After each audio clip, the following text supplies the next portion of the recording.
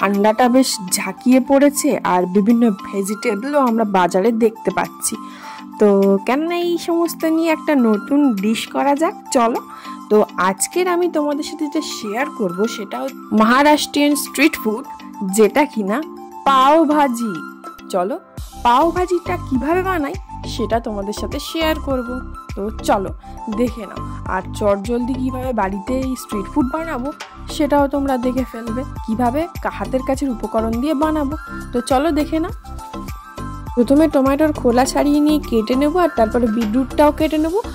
আর তোমরা চাইলে খোলা নাও ছাড়াতে পারো। আর তারপর তাতে কাশ্মীরি রেড মির্চ পাউডার দিয়ে ভালো করে পেস্ট করে নেবো। পেস্টটা কিন্তু একদম স্মুথ পেস্ট করবে না, একটু যেন শক্ত ভাব থাকে, লাম ভাব থাকে। তারপর একটা কড়াই নিয়ে তাতে সাদা তেল দিয়ে বাটার দেবো। আমি এখানে রাইস ব্র্যান অয়েল ইউজ করেছি, তোমরা চাইলে যে কোনো তেল ব্যবহার করতে পারো। আর তাতে গোটা জিরে ফোড়ন দেবো এবং তাতে কিছুটা হিং দেবো। হিংটা হচ্ছে প্রথমে দিতে, আমি ভুলে গিয়েছিলাম তাই লাস্টে দিয়েছি। তা যাই হোক, তোমরা প্রথমে দিও। তারপরে ভালো করে একটু ভেজে নেব। তারপরে পেঁয়াজ চপ করা যে পেঁয়াজটা ছিল আমি করে রেখেছিলাম সেটা দিয়ে দেবো। তারপরে পেঁয়াজটাকে একটু ভালো করে ভেজে নেব, আর একটু লাল লাল ব্রাউন কালার হবে। আর তারপরে তাতে কাঁচা লঙ্কা কুচি দেবো। তারপরে একে একে আদা রসুন বাটাটাও দিয়ে দেবো। আর তারপরে ভালো করে একটুখানি মিক্সড করে নিয়ে ওই যে আগে থাকা মিক্সার গ্রাইন্ডারে যে পেস্টটা করে রেখেছিলাম বিটরুট আর টমেটোর, সেটা দিয়ে দেবো। দিয়ে ভালো করে মিশিয়ে নেব, একটু ভেজে নেব যাতে কাঁচা ভাবটা চলে যায়। আর তারপর তাতে একটু নুন দিয়ে দেবো পরিমাণ মতো, তোমরা চাইলে তোমাদের পরিমাণ মতো নুন দিয়ে দেবে বেশি।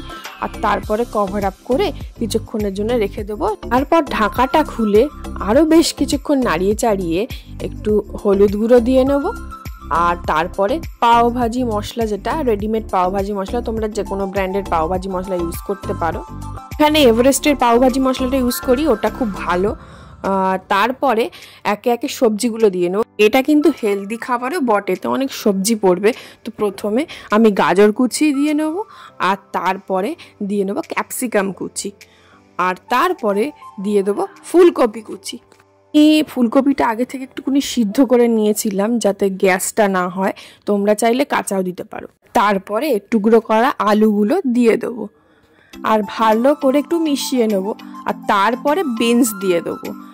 শীতকালে কত রকমের সবজি পাওয়া যায়, তাই না? আর সবজিগুলো একসাথে রান্না করতেও বেশ ভালো লাগে। আর তারপরে মোস্ট পপুলার পিস অর্থাৎ কড়াইশুঁটি দিয়ে দেবো, যেটা রান্নাতে না দিলেই নয়, কড়াইশুঁটি আর ধনেপাতা দিতেই হবে। তারপর বেশ খানিকটা জল দিয়ে ভালো করে মিক্সড করে নেবো। দেখো কি সুন্দর কালারটা লাগছে না? আমি আরও একটু জল দিয়ে নিলাম কারণ গ্রেভিটা হবে। আর তারপরে এটা প্রেশার কুকারে পুরোটা দিয়ে দেবো। আর প্রেশার কুকারে দিয়ে একটু সিদ্ধ করে নেবো। তার আগে একটু নুন দিয়ে দেবো। প্রেশারের ঢাকনাটা দেখো দিয়ে দেবো, দিয়ে কিছু সিটি মেরে নেবো কটা, যাতে সিদ্ধ হয়ে যায়। হ্যাঁ, আমার সব সবজি সিদ্ধ হয়ে এসছে। তারপরে প্রেশার কুকারটা তুলে একটু স্ম্যাশার দিয়ে স্ম্যাশড করে নেবো। তোমরা দেখবে দোকানেও কিন্তু এটাই করে, একটা স্ম্যাশার দিয়ে সবজিগুলো স্ম্যাশড করে নেয়, তাতে কিন্তু টেস্টটা ভালো আসে। আর তারপরে একটা কড়াইতে সাদা তেল দিয়ে তাতে বাটার দেবো বেশ খানিকটা। তোমরা চাইলে কম বাটার ইউজ করতে পারো, আমার বাটার খুব ভালো লাগে তাই আমি বাটার বেশি করে দিতে পছন্দ করি। তারপরে তাতে ধনেপাতা কুচিগুলো দিয়ে দেবো।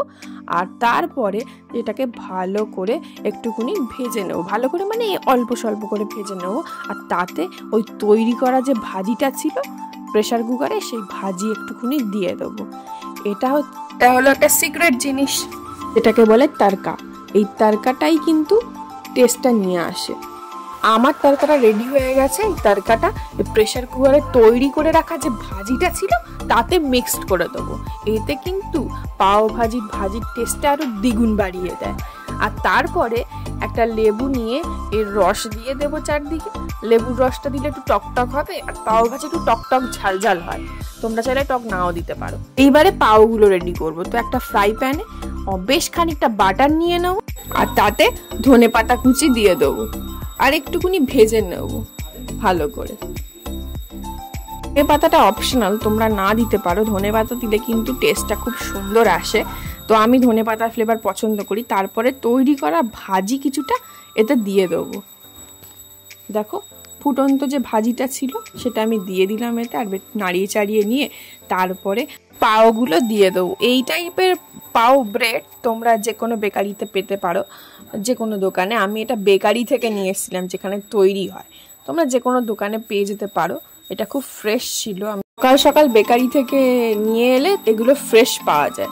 আর দেখো আমার পাও ভাজি রেডি একদম। কিভাবে একবার প্লিজ ট্রাই করে দেখো পাও ভাজিটা বাড়িতে, একদম সোজা মহারাষ্ট্রে চলে যাবে। Wait. If you like my video, please do like, comment, share, subscribe to my channel and hit the bell icon to get more notification and update also. And of course, thanks for watching.